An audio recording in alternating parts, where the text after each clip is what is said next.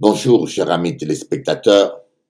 Ce matin, c'est avec un très grand plaisir que j'aimerais partager avec vous la parole de Dieu pour vous aborder un sujet spécial.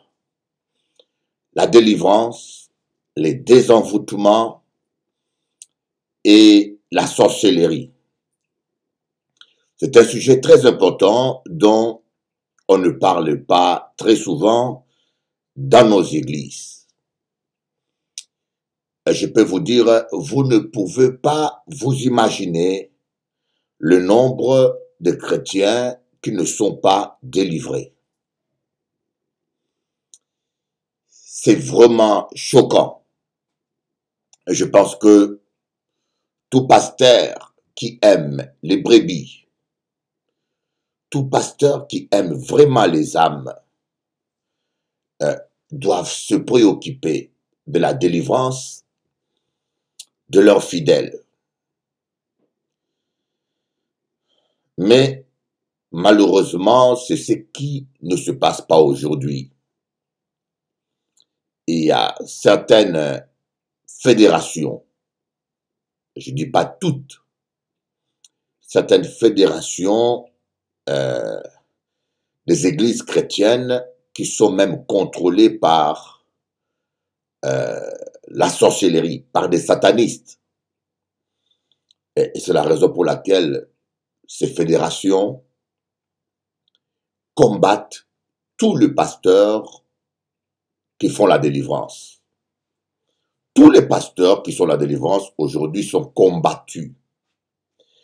Beaucoup d'églises indépendantes sont infiltrées par des satanistes parmi leurs anciens.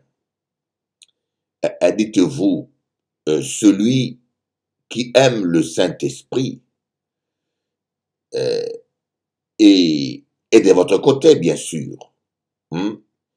Si vous avez le Saint-Esprit, celui qui est rempli du Saint-Esprit ne peut que vous aimer. On est d'accord. Si vous êtes un pasteur ou un homme de Dieu rempli du Saint-Esprit, si vous rencontrez un pasteur ou un chrétien rempli du Saint-Esprit, vous pouvez être dans une même église ou pas, il peut ne pas vous connaître, mais il va sentir l'amour et une chaleur qui vient de l'intérieur du Saint-Esprit. Vous comprenez? Et si quelqu'un ne vous aime pas, sachez que il n'a pas le même esprit que vous. Jésus-Christ a dit, le monde vous haïra. Écoutez-moi bien. Jésus-Christ a dit, le monde vous haïra. Voyez? Autrement dit, tout homme chrétien, se disant pasteur, ou se disant croyant, qui est contrôlé par l'esprit du monde, vous haïra toujours, vous qui avez l'esprit de Dieu. Le monde vous haïra. Vous savez que Dieu ne ment pas. Notre Dieu dit toujours la vérité. Et cette parole reste la vérité. Et vous savez, moi, quand je lisais ce verset qui dit que le monde vous haïra, je pensais que c'est les sorciers qui vont me haïr, c'est les satanistes, le marabout, c'est ce gens-là qui vont me haïr. Et je me suis rendu compte que, pardonnez-moi le mot, ces gens-là s'en foutent complètement de moi parfois. Ça fait plus de 24 ans que je prêche dans l'île de la Guadeloupe, dans la grâce de Dieu, et c'est moi, dans ma petitesse, que Dieu a utilisé pour apporter les réveils en Guadeloupe. Je pense que tous les Guadeloupéens me connaissent. J'ai plus de 24 ans de télévision. Dans la grâce de Dieu, Dieu m'a gardé. 24 ans de vie en Guadeloupe, personne m'a jamais eu dans le péché. Dans la grâce de Dieu, Dieu m'a gardé. Mais j'aimerais vous expliquer que dans mon expérience personnelle, la plupart des gens qui m'ont attaqué, c'est des soi-disant chrétiens. La plupart des gens qui ont fait circuler de fausses rumeurs sur moi, c'est des soi-disant chrétiens. La plupart des gens qui m'ont attaqué et même menti sur moi, c'est des soi-disant pasteurs.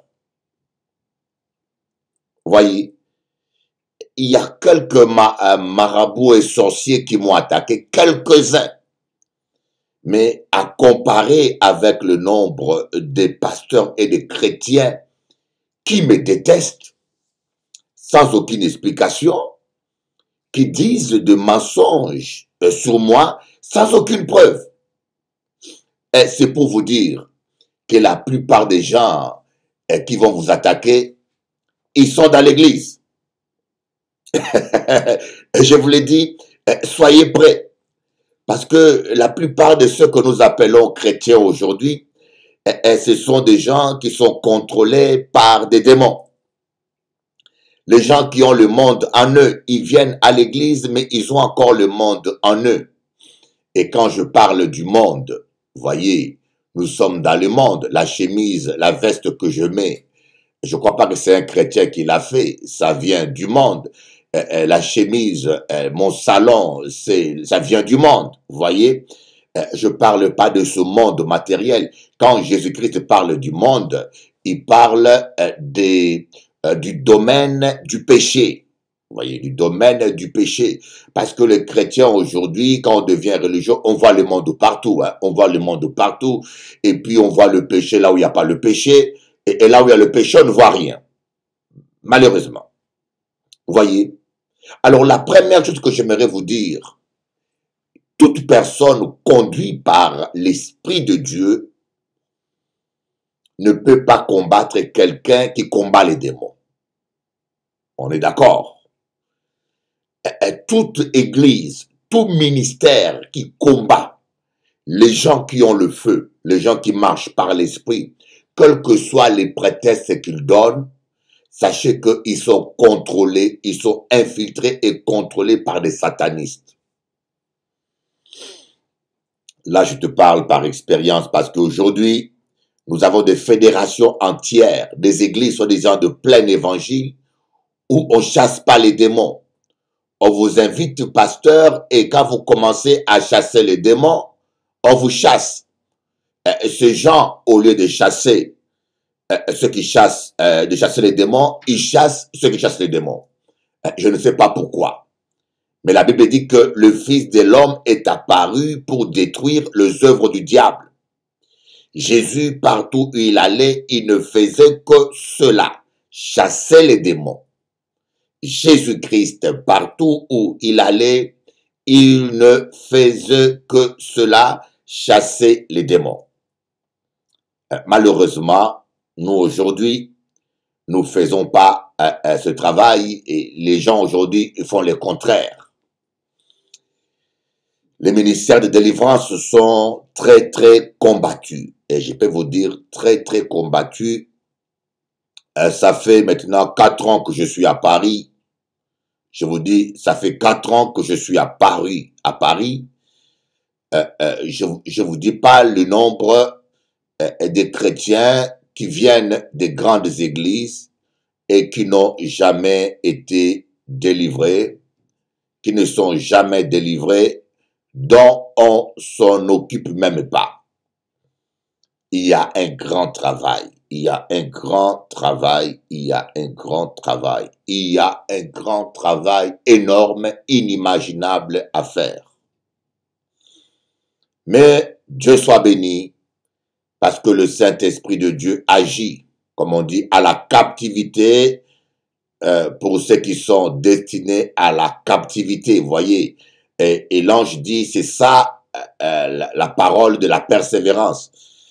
Les gens que Dieu aime, que les gens que Dieu a choisis, et quels que soient les obstacles que l'ennemi puisse faire, vous finirez par vivre votre délivrance. Alors, j'aimerais parler des envoûtements. Vous savez, moi, j'ai rencontré le Seigneur à l'âge de 8 ans, et j'ai rencontré le Seigneur suite à une délivrance. J'avais 8 ans quand je faisais partie du premier groupe de prière charismatique dans l'église Sacré-Cœur à Kinshasa, au Congo.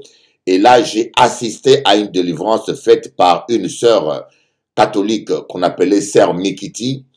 Et c'est là où j'ai vu la puissance de Dieu. C'est ça qui m'a convaincu qu'il y avait un Dieu qui était puissant, parce que ma famille était très persécutée par la sorcellerie.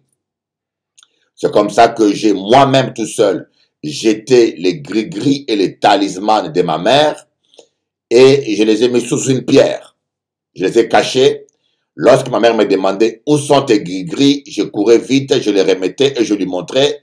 Et quand elle tournait les dos, je les enlevais, je les mettais sous une pierre. Un an après, ma mère s'est convertie. Elle m'a demandé où sont tes gris-gris avant qu'on les jette. Je lui ai dit, ça fait un an que je les ai déjà jetés. Donc, je connais ce que c'est que la délivrance.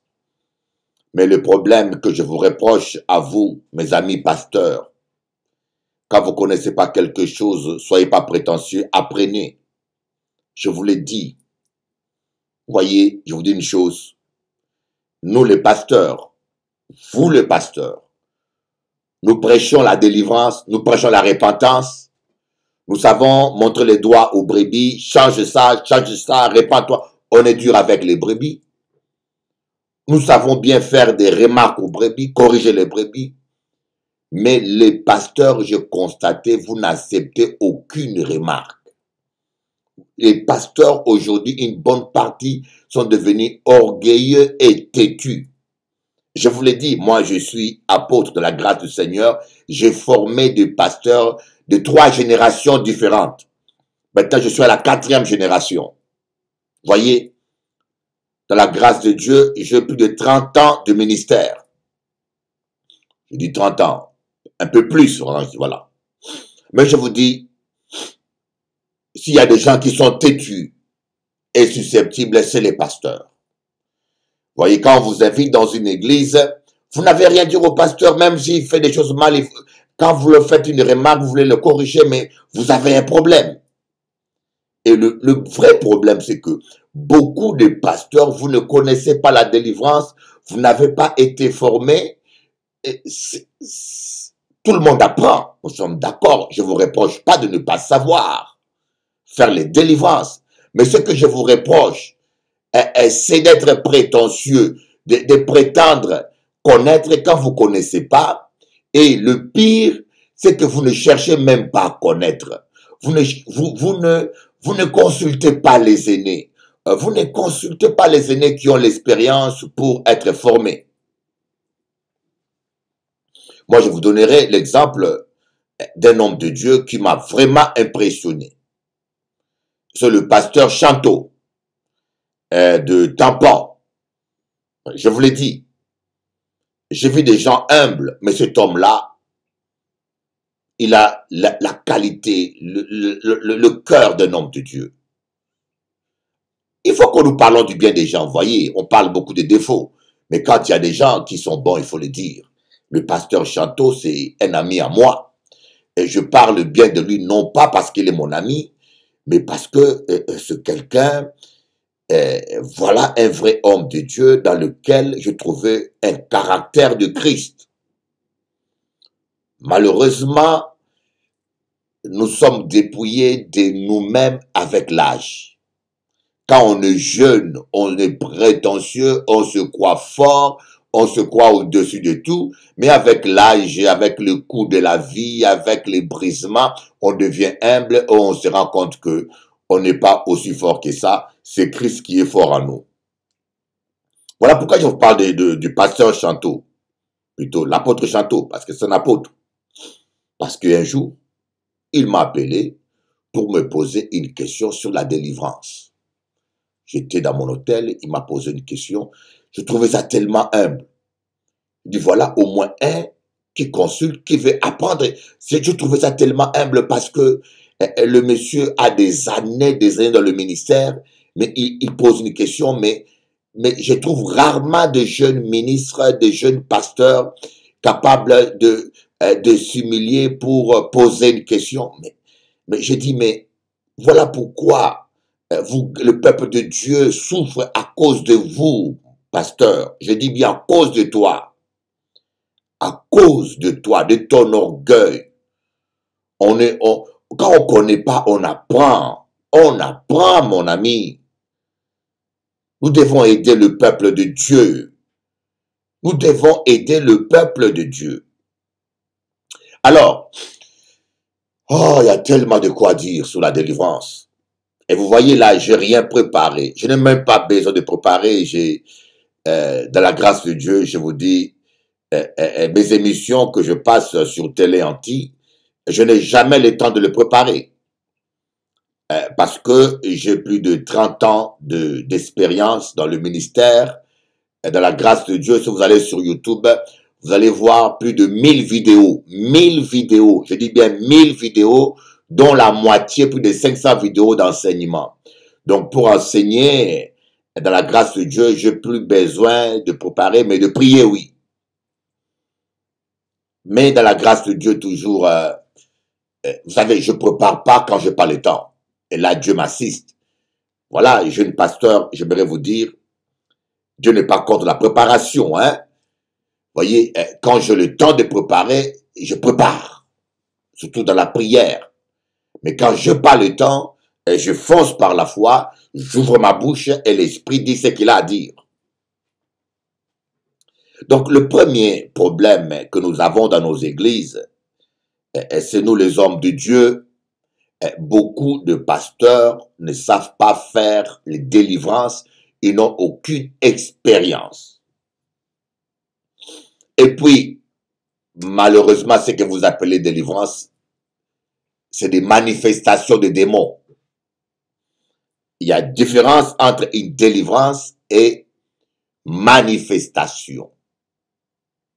Voyez, le pouvoir, la puissance, c'est l'efficacité.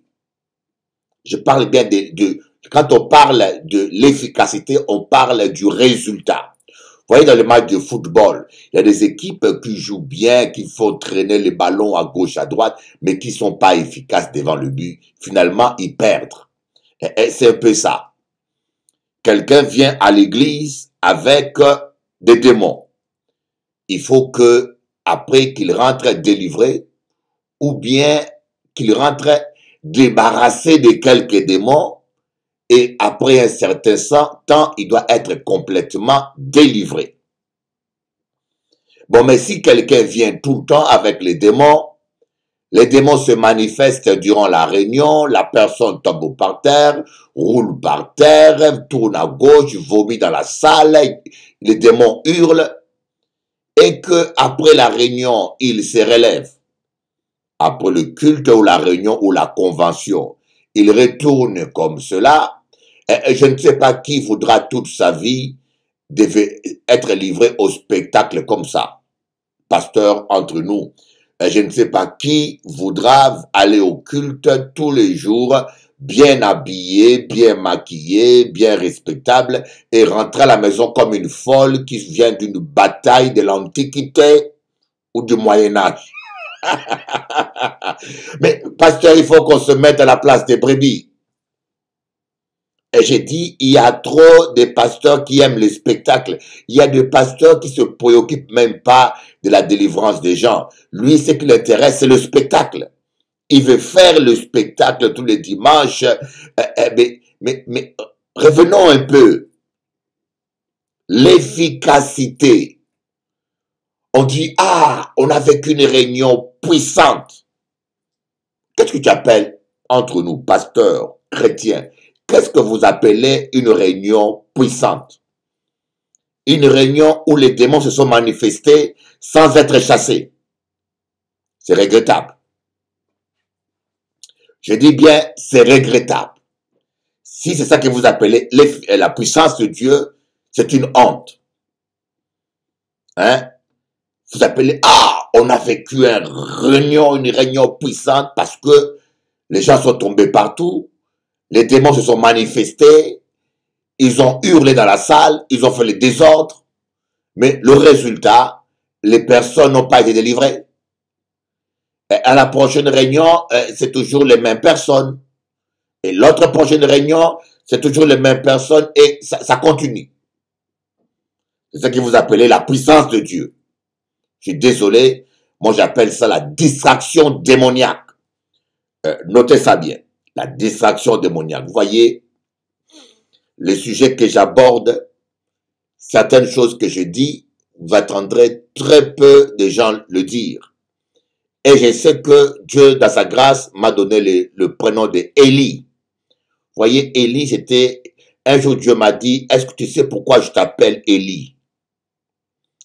Et j'ai dit, non, Seigneur. Alors là, le Saint-Esprit a commencé à me parler de l'esprit d'Élie.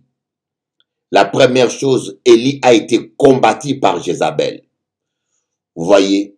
Et je me suis rendu compte que partout où je vais, je rencontre toujours des Jézabel, des femmes qui s'opposent à mon ministère, qui m'attaquent, qui mentent sur moi, qui veulent me détruire à tout prix. À La Réunion, j'en ai eu.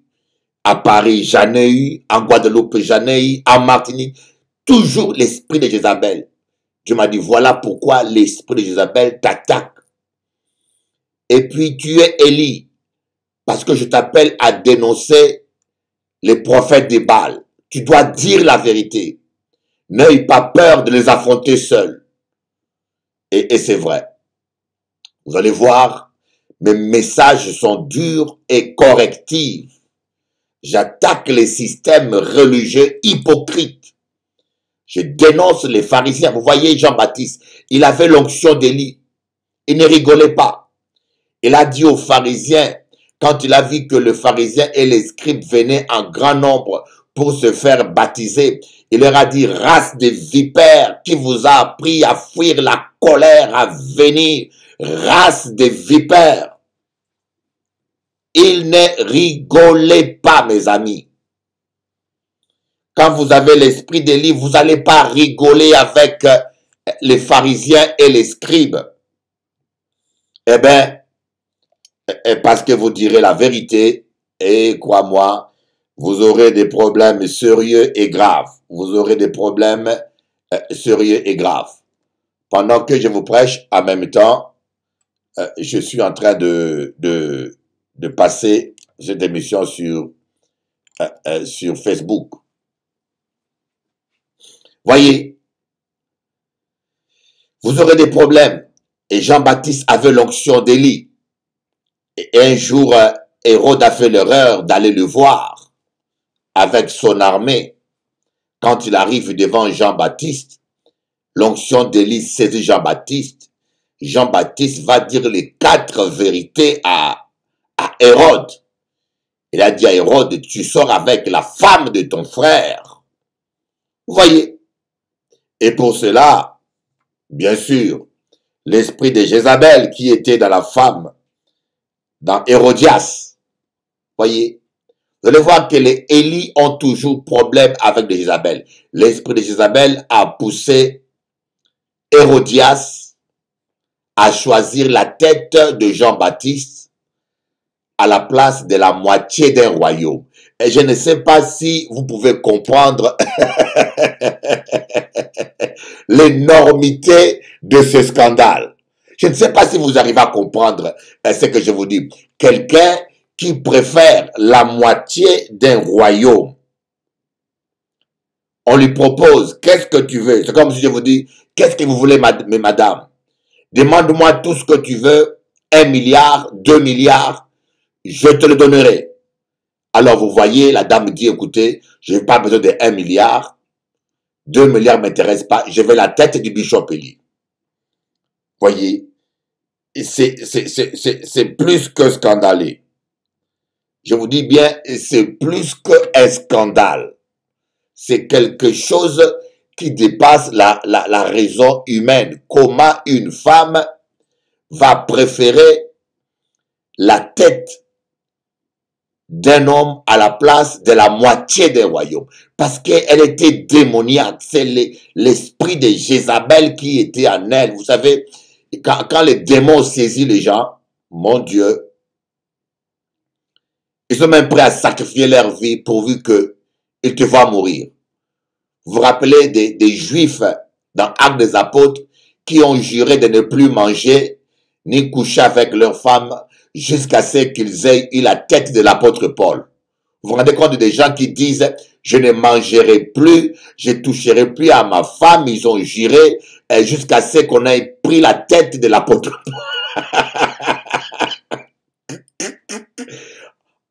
Akadiou, ça fait partie de la vie. Moi, ici à Paris, on m'a fait tous les coups. Ici à Paris, je vous dis, on m'a fait tous les coups. Depuis que je sers Dieu, je n'ai jamais eu un cadeau.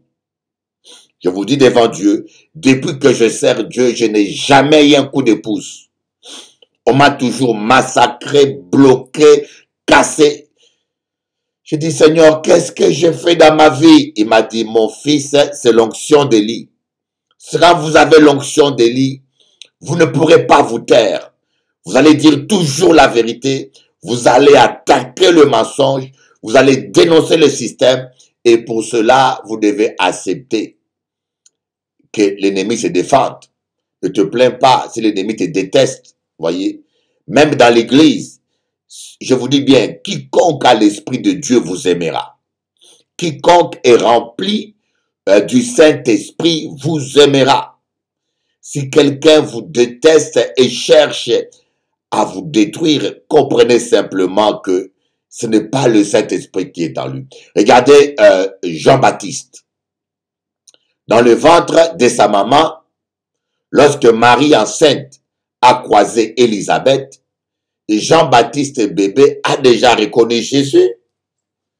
Jean-Baptiste était encore un bébé, mais il avait reconnu Jésus-Christ. Alléluia. Celui qui est de Dieu vous aimera, mais celui qui a l'esprit du monde en lui, qu'il soit pasteur ou pas, ou chrétien, vous détestera. J'aimerais vous parler de 3 pasteurs que je connais, qui sont tombés, et pas n'importe lesquels, mais par respect, je ne citerai pas leur nom, hein. Je ne citerai pas leur nom. Le premier était un président des fédérations des ensembles de Dieu d'une grande île. Je ne m'aurais pas précisé, d'une grande île. Et cet homme-là, quand Dieu a commencé à m'utiliser pour la Guadeloupe, cet homme-là, il était grandiloquent. On lui a demandé, vous connaissez le pasteur Élie?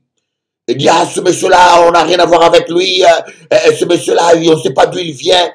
Il m'a dénigré et il a dit du mal de moi, comme quoi que j'étais un faux prophète. Il y a eu du bruit dans toute la Guadeloupe. Oh là là là là là là là là.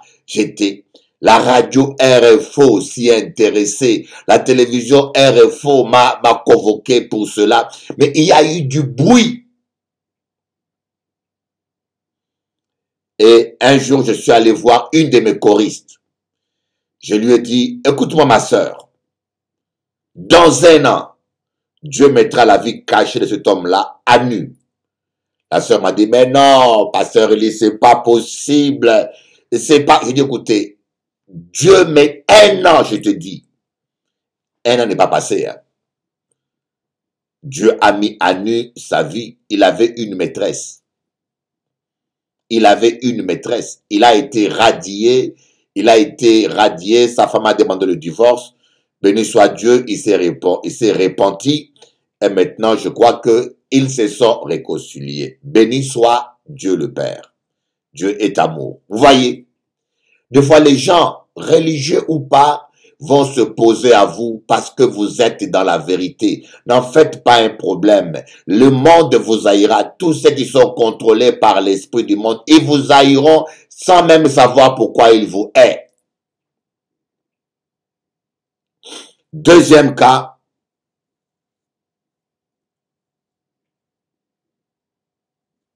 j'en parle pas. Un autre encore qui m'a fait attaquer, et Dieu l'a mis à nu, à Guadeloupe bien sûr. Président des fédérations. Président des fédérations. Voilà, j'en parle pas. Troisième cas, c'est ici à Paris. Un président d'un grand site chrétien. dont je me tairai le nom. Et lui, il est allé effacer toutes mes vidéos. Il s'est arrangé pour que toutes mes vidéos soient effacées de leur site.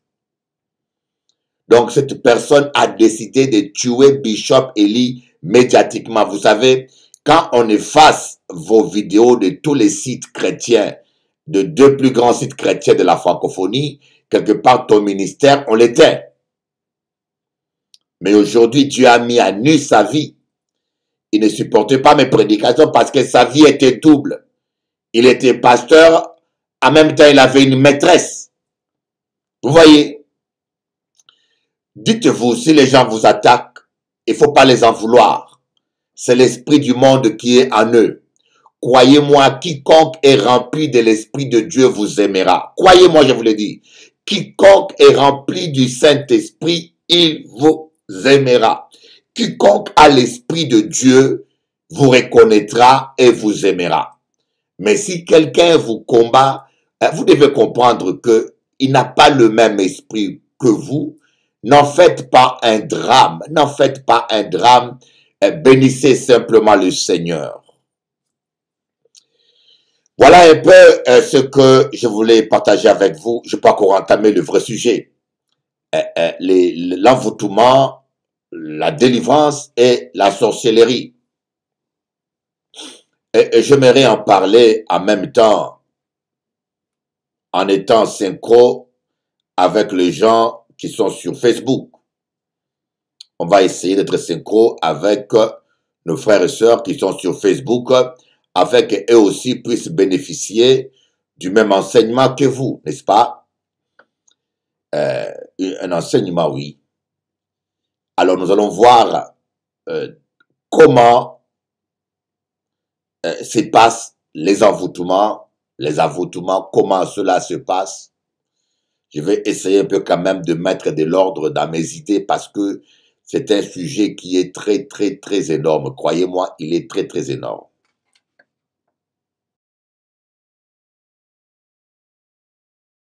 Nous allons continuer notre émission et nous allons parler maintenant, nous allons rentrer dans un sujet plus profond que j'appelle envoûtement et délivrance.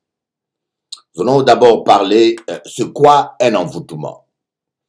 Quand on parle d'un envoûtement, il y a 3 éléments qui définissent un envoûtement. Le premier élément, c'est l'homme.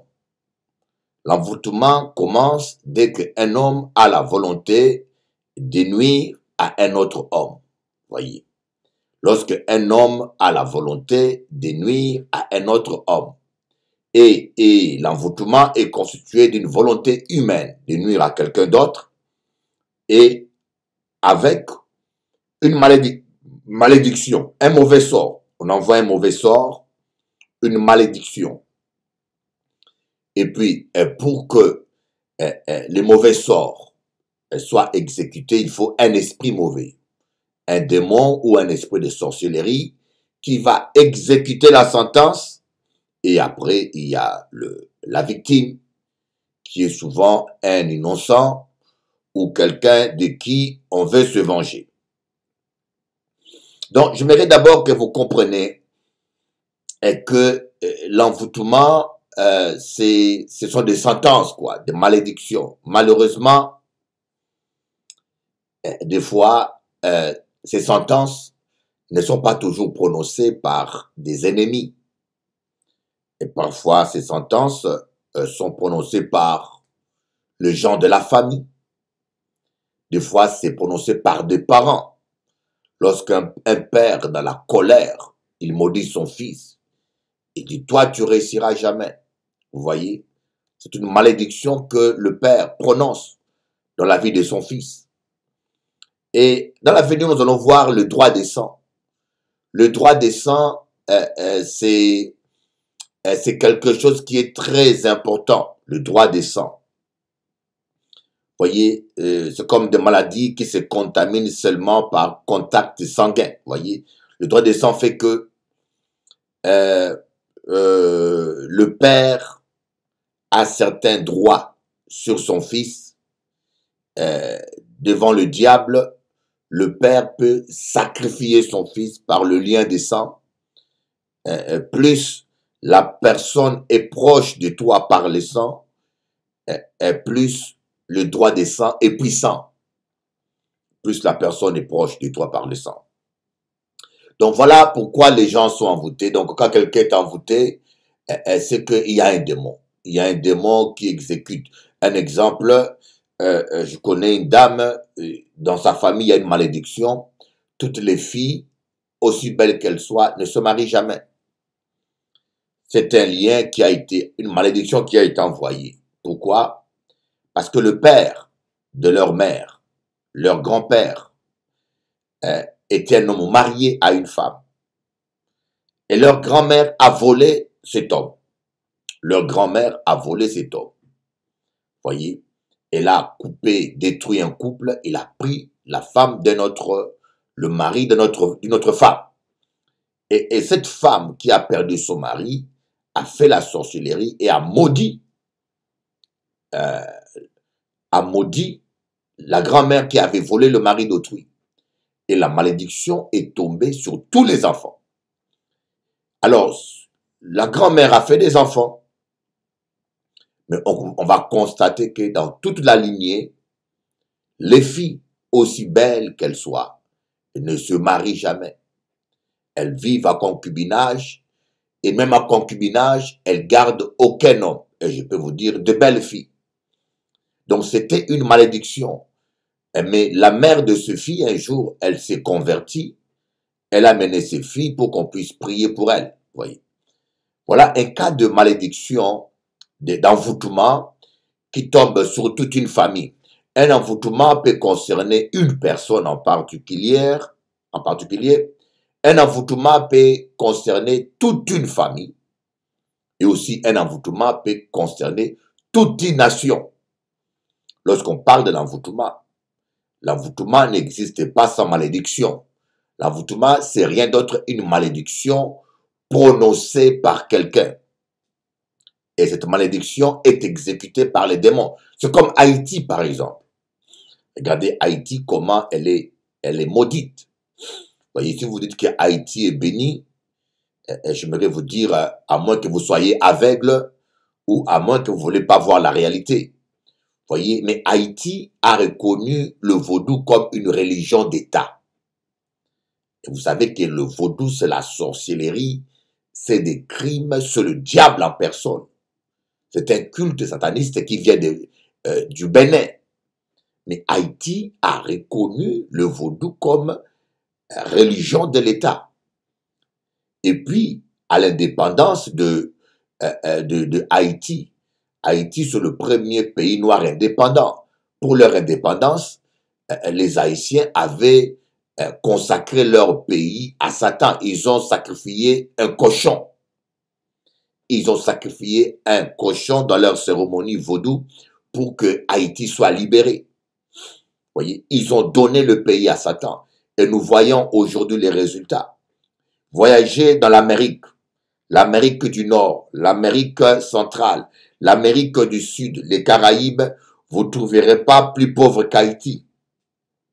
Toutes les tremblements de terre, les épidémies, tout ce qui est mauvais, ça tombe que sur Haïti. Vous voyez, c'est une malédiction qui est tombée, le pays est envoûté. C'est une malédiction qui est tombée sur toute une nation.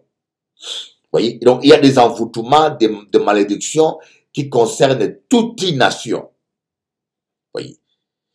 Donc voilà pourquoi j'aimerais vous dire, il y a des gens qui sont là. Mais nous devons être équilibrés. Vous voyez, nous devons être équilibrés. Ce n'est pas parce que vous avez fait 2 demandes de travail et que vous n'avez pas réussi ces demandes que vous devez déduire que vous êtes obligatoirement envoûté ou il y a un blocage dans votre vie. Vous voyez, ce n'est pas parce que vous avez échoué à l'école que vous devez penser qu'on vous a fait la sorcellerie. Vous voyez, dans les choses de Dieu, il faut trouver l'équilibre. Dans les choses spirituelles, il faut trouver l'équilibre. Le problème que nous avons avec beaucoup de chrétiens, c'est le manque d'équilibre. Il y a des femmes qui ne sont pas agréables avec leur mari. Il y a des femmes qui ne savent pas garder un mari, qui ont un mauvais comportement dans la maison, qui sont trop bruyantes, qui sont trop agressives, qui ont un caractère fort. intolérante, dominatrice. Et moi, je connais des sœurs comme ça. Vous le voyez à 60 ans, toujours toute seule. Vous le voyez à 60 ans, toujours toute seule. Pourtant, c'est une belle femme. Mais pourquoi elle est seule? Parce qu'elle a un mauvais caractère. Vous voyez, de telles personnes, au lieu de se remettre en question ou de faire un effort pour changer leur caractère, pour eux, non, c'est on m'a fait la sorcellerie, on m'a fait la sorcellerie, on m'a fait la sorcellerie. Au début, vous le croyez. Mais quand vous commencez à fréquenter la personne, à côtoyer la personne, vous vous rendez compte que la personne a un caractère insupportable. Vous voyez? Donc, il ne faut pas aussi se cacher derrière la spiritualité pour ne pas progresser. Et lorsqu'on fait un mauvais bilan de sa vie, voyez, au risque de ne jamais s'en sortir. C'est comme un frère que je connais, je donnerai un exemple, un frère en Guadeloupe qui a un restaurant. Ce frère va me dire que son restaurant ne travaille pas, ne fonctionne pas bien, parce qu'il doit avoir une malédiction. Je dis, ok, on va aller prier pour le restaurant. Et je vous dis, on prend la voiture, je dis, où est ton restaurant? Il m'a dit, Bishop Eli, c'est à Moule, dans la route principale. Vous voyez, quand vous quittez, vous allez en Guadeloupe, vous quittez Saint-François, vous descendez dans le bourg du Moule, avant le pont du Moule, il y a juste avant le pont, là où les pêcheurs vendent les poissons, juste avant le pont, le petit pont, il y a une pente qui descend. La route descend dans une pente et puis elle fait une courbure au bout de la pente. Donc la route est à un angle de, peut-être, comment je peux dire, un angle très fort. Et au bout de cet angle, il y a une courbure. Donc quelqu'un qui conduit les volants, je peux vous dire, quelqu'un qui conduit, qui arrive là, il a une seule chose, il voit la pente, il doit contrôler son volant et il pense à bien négocier la courbure. Parce que la courbure vous montre la mer. Et la pente, elle est très haute. Hein? La pente, elle est très haute et la courbure tourne aux bordures aux bordures d'une crevasse, quoi. Et vous voyez la mer devant vous. Vous voyez que si vous négociez mal votre courbure, vous terminerez dans la mer. Et le restaurant du frère se trouve juste 30 mètres avant la courbure. Croyez-moi, même l'homme le plus inconscient, quand il peut ne pas avoir mangé pendant 40 jours, mais quand il descend la pente, il voit la mer en face de lui, il dit, oh là, il faut que je négocie mon volant bien, ma courbure, mon virage, pour ne pas terminer le décor. Alors, il n'a même pas l'intention de regarder le restaurant qui est à côté. Dès que je suis arrivé, tout de suite, j'ai compris les problèmes. Il dit, mon frère, ton problème, c'est pas les démons, mais ton restaurant est mal placé, mon frère. Ne mettez pas les diables partout. Ton restaurant est mal placé. Même moi, si je roule là, je ne regarderai jamais les restaurants. Je vais regarder, je vais négocier mon virage, je vais contrôler mon virage pour ne pas aller dans les décors. Voilà pourquoi les gens ne voient pas ton restaurant. Voyez, mais le frère pensait que ce n'est que la sorcellerie. Donc, je dis bien, la sorcellerie existe, mais il ne faut pas mettre la sorcellerie là où il n'y a pas la sorcellerie. C'est comme une femme qui a mauvais caractère, qui est bruyante, qui crie, qui domine l'homme, qui fait qui est invivable, mauvais caractère. Et puis il va venir dire, Bishop, elle prie pour moi, je comprends pas, je suis envoûté, chaque fois qu'un homme vient, un homme part, les hommes jamais ne restent, je n'ai pas de chance. Tu n'as pas de chance. Chaque fois que les hommes viennent et ils partent. Mais tu vois pas ton caractère. Oui, tu vois pas ton caractère. Voyez, donc j'aimerais bien être équilibré. L'envoûtement existe, la sorcellerie existe, mais il y a certaines personnes qui mettent la sorcellerie là où il n'y a pas de sorcellerie. Là où c'est eux qui sont les problèmes, là où c'est eux qui doivent changer, c'est là où c'est eux qui doivent réajuster les choses, mais eux préfèrent accuser le diable. pauvre diable, comme disent certaines personnes. Voyez? Alors donc, j'aimerais vous dire, l'envoûtement, ça existe. Voyez? Les origines des envoûtements. Mais avant de parler des origines des envoûtements, cette semaine, je vais vous en parler beaucoup. Parce que l'envoûtement, la sorcellerie, que vous le voulez ou pas, c'est la réalité de chaque jour. Aux Antilles, en Guadeloupe, à Paris, partout. C'est la réalité de chaque jour. Vous voyez, les Français disent qu'ils sont athées, mais 80% des Français vont consulter les voyants. Si vous êtes athée, vous allez consulter le voyant. Je ne sais pas de quelle forme d'athéisme que vous avez. Ce sont des réalités. Moi, j'ai reçu des témoins de Jéhovah qui ont été envoûtés. Et quand ils vont voir leur pasteur ne savent pas chasser les démons parce qu'ils disent que le temps des miracles est déjà passé. Et alors là, j'y reçois beaucoup de témoins de Jéhovah qui viennent recevoir la prière et qui sont délivrés et qui se convertissent au plein évangile. Si vous êtes témoin de Jéhovah et que vous vous sentez envoûté et attaqué, venez voir Bishop Eli. Je vais prier pour vous gratuitement. Voyez, et n'écoutez pas tous ces gens qui vous racontent des histoires qui n'ont ni tête ni queue. Voyez.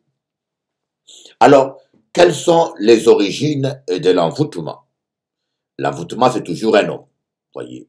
Ou un homme qui est jaloux, ou des voisins qui sont jaloux, et qui vous envoient des sorts par méchanceté. Je connais une fille, une mère qui avait une fille. La fille était tellement sérieuse. La fille était sérieuse. C'était une fille bien élevée. Et en Guadeloupe, hein, sa mère a investi dans son enfant. L'enfant étudiait bien. Jusqu'à ce que les enfants des garçons du quartier, ils ont tout essayé d'aborder cette fille-là. Ils n'ont pas réussi. Et une de mère du quartier est jalouse. Parce que ses filles étaient désordonnées. Et elle était jalouse de la fille de cette femme. Et qu'est-ce que la mère a fait? La mère a envoûté cette fille. Elle a envoyé une malédiction contre la fille. Et d'un jour à un autre, la fille a commencé à sortir avec tous les garçons du quartier. La mère a été déprimée. Sa mère a déprimé. Sa mère ne comprenait rien. Sa mère a été désespérée jusqu'à ce qu'elle vienne me voir. Et c'est là qu'on va découvrir que cette malédiction a été envoyée par une mère du quartier. Est-ce que vous arrivez à comprendre comment on peut détruire la vie de quelqu'un? Moi, j'aimerais vous parler de l'envoûtement que la mère de mes enfants avait subi. Mes amis, cela existe. J'aimerais vous dire que cela existe. Et j'aimerais vous dire, Satan ne chasse pas Satan. La seule personne qui peut vous délivrer, c'est Jésus-Christ. Lorsque vous allez voir un sorcier pour avoir la protection, vous ne savez pas ce que le sorcier met en vous. Vous ne savez pas. Vous savez que vous avez payé, n'est-ce pas? On paye en nature, vous payez en espèces et vous payez aussi spirituellement. Des fois, vous allez voir un sorcier et pour avoir la protection, vous voyez, et le sorcier vous demande 1000 euros, 2000 euros, là vous payez en espèces. Mais vous ne savez pas qu'est-ce que le sorcier enlève en vous. Vous ne savez pas qu'est-ce que le sorcier met en vous spirituellement. Voilà pourquoi j'ai dit, si vous êtes envoûté, venez voir un homme de Dieu, un vrai homme de Dieu qui peut prier pour vous gratuitement et vous faire la délivrance gratuitement. Vous avez besoin de Jésus, mes amis. Voyez, moi, je devais me marier il y a plus de 25 ans. Plus de 25 ans, quand j'étais plus jeune, 24 ans, je vais me marier et la mère de mes enfants a été envoûtée. On était à une semaine de mariage. Et j'ai dit à la mère de mes enfants de venir habiter avec moi. Parce qu'elle était marocaine. Et elle était seule. Elle était beaucoup attaquée. Alors pour la protéger, je lui ai dit, ce serait mieux une semaine avant le mariage qu'elle vienne habiter dans mon bureau. Et moi, j'avais mon appartement juste au-dessus. Et ce qui faisait qu'elle dormait dans mon bureau. Il y avait cuisine, il y avait tout dans mon bureau, salon, tout. Et moi, au-dessus, parce que c'était 2 appartements que je louais. Et moi, au-dessus, j'avais ma chambre privée. Alors, on était ensemble un jour.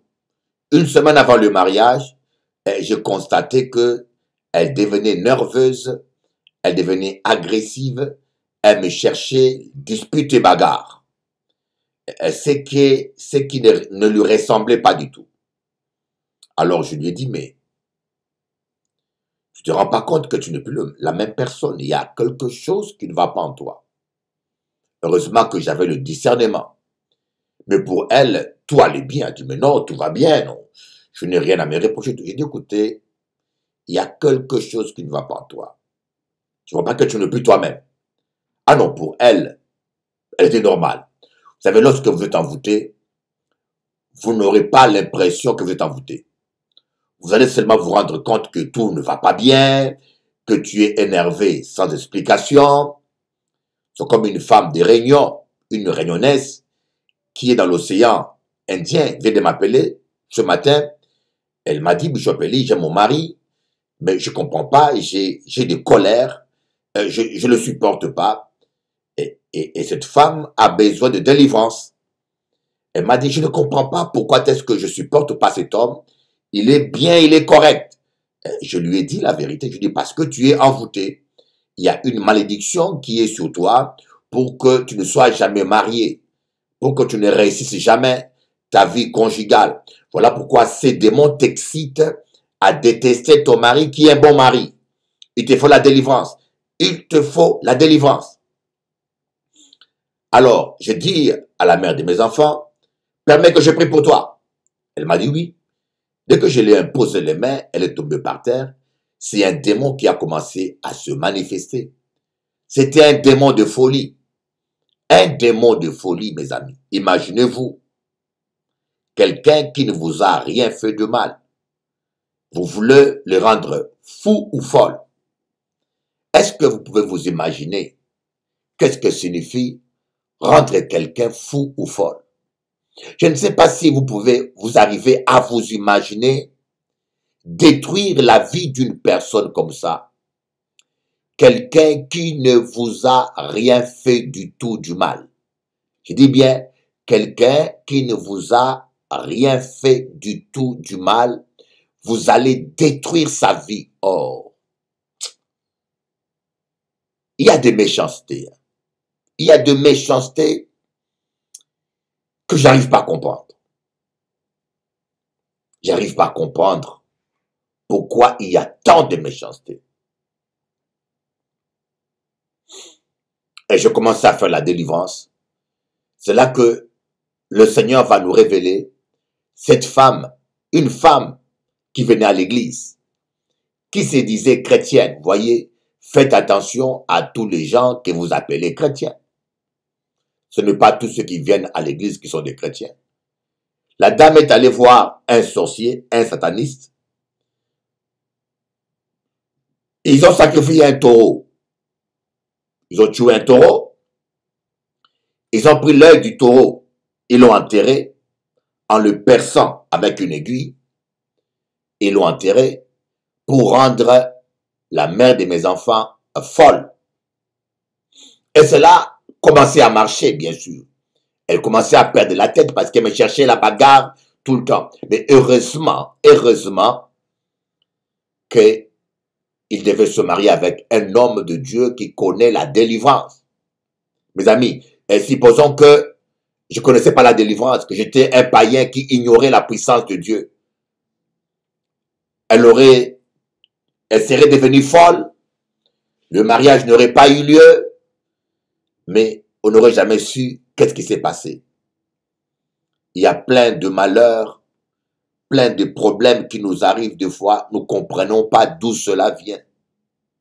Mes amis, faites attention. Faites attention, je vous dis. Donnez votre vie à Jésus.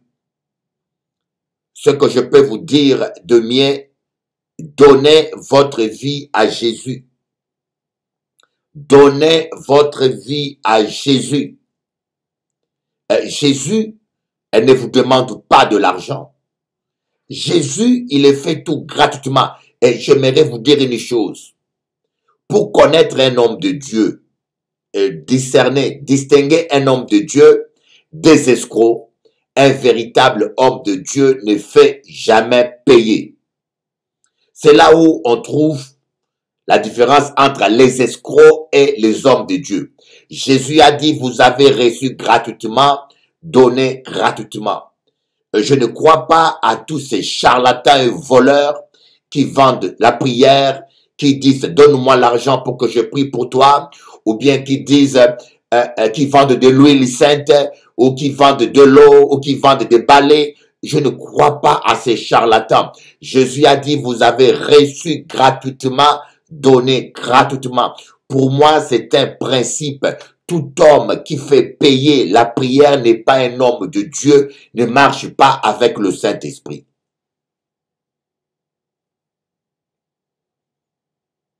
Le Seigneur t'appelle, mon ami. Donne ta vie à Jésus. Et demain, nous allons continuer notre émission. Nous allons parler de les origines des possessions démoniaques. Différentes origines des possessions démoniaques. Il y a des endroits géographiques qui sont envoûtés. Pourquoi certaines maisons sont hantées? Pourquoi certaines maisons sont hantées? Et puis nous allons voir, deuxièmement, le but des démons.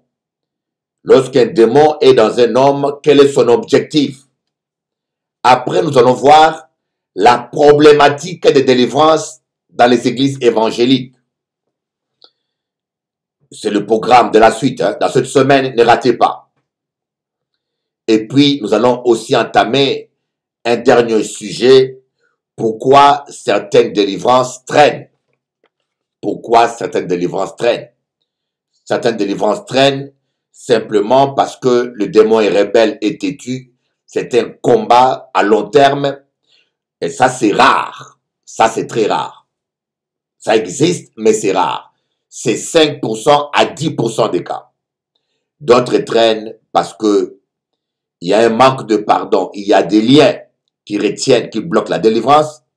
D'autres traînent parce que les gens qui font la délivrance n'ont pas la foi. Lorsque les disciples ont échoué à chasser les démons de l'enfant lunatique, Jésus leur a dit, c'est à cause de votre incrédulité. Voilà. D'autres traînent aussi à cause de l'ignorance. Nous allons voir tout cela. Et je vais vous donner des illustrations pour vous aider à comprendre ces choses. Voilà un peu ce que je voulais partager avec vous. Voilà un peu l'enseignement que je veux parler avec vous. Et surtout, je souhaiterais que vous partagez cette vidéo, s'il vous plaît. Partagez cette vidéo à tous les chrétiens que vous connaissez. Partagez cette vidéo à tous les chrétiens que vous connaissez. Et partagez-les sur WhatsApp, sur YouTube. Partagez-les au maximum, car les gens ont besoin de vivre la délivrance. Le peuple de Dieu périt parce qu'il manque la connaissance. Et même, surtout, les pasteurs en premier en ont besoin. Que Dieu vous bénisse. On va continuer notre programme sur Télé Anti. À bientôt.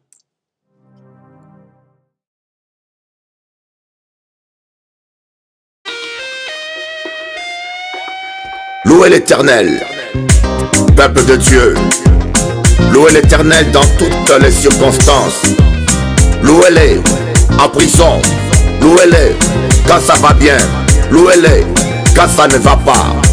Car Dieu siège au milieu de la louange de son peuple. La victoire appartient à ceux qui louent l'Éternel. Comme Paul et Silas, louez-le. Louez-les même quand on vous met en prison. La victoire est devant toi. Hein?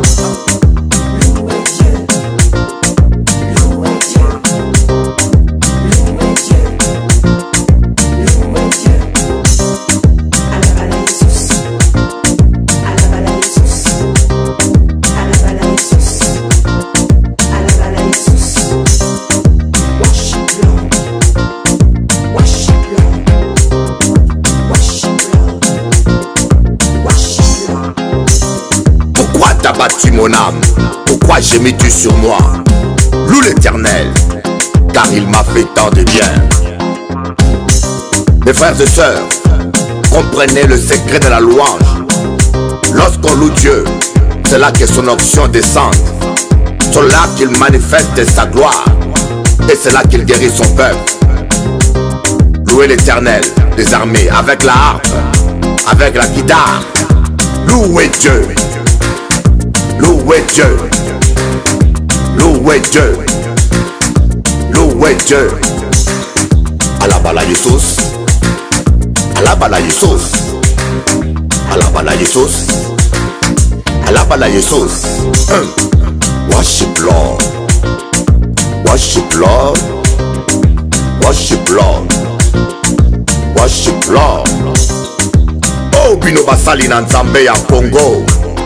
Botika kingumba. Botika potopoto. Bokoma koswana lokola bapakano. Ba rivalité ya ba Mercedes ya ba télévision. Ba compétition wana botika yango. Obongola bitema ko. Tolembi ba bozomba wana. Oya koyembela Yesu. Louez Dieu. Louez Dieu. Louez Dieu. Louez Dieu. Alabala Jesus. Alabala Jesus. Alabala Jesus. Alabala Jesus. Worship Lord. Worship Lord. Worship Lord. Worship Lord. Mi amigo, venga. Vamos a alabar el Señor. Canta por tu Dios, porque Dios es grande, porque Dios es poderoso. No llora, mami, no llora, por favor, no llora. Venga, Jesús Cristo es viviendo. La victoria es tuyo. Si tú creas en la palabra del Señor, Jesús no cambió. Jesús es mismo ayer, hoy y eternamente. Venga. Alabala Jesús. Alabala Jesús. Alabala Jesús. Alabala Jesús.